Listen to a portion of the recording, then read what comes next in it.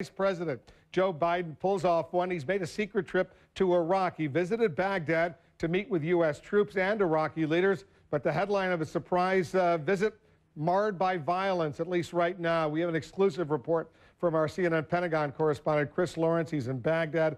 Chris, talk a little bit about this surprise. What happened? You're the only television correspondent traveling with the Vice President right now.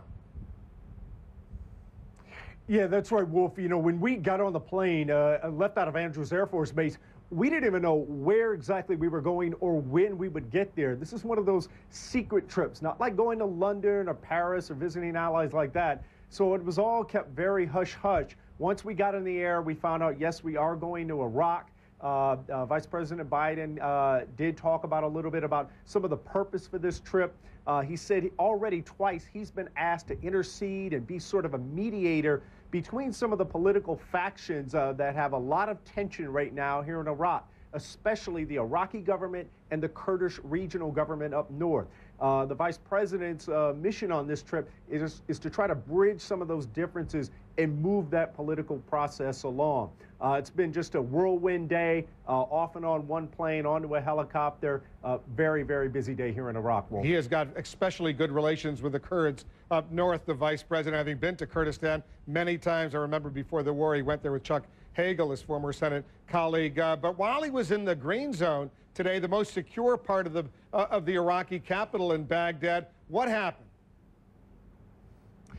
Yeah, well, several people heard a loud boom, and we were actually in a room with General Ray Odierno and U.S. Ambassador Christopher Hill. We were just starting a briefing about 5 minutes in, and you hear this siren, this alarm start to wail. You can listen to it a little bit and see their reaction is very key here.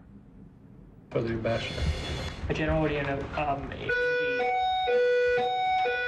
as I said, it's getting stable. Duck and cover. Get away from the window. Perfect time. Take cover and await further instruction.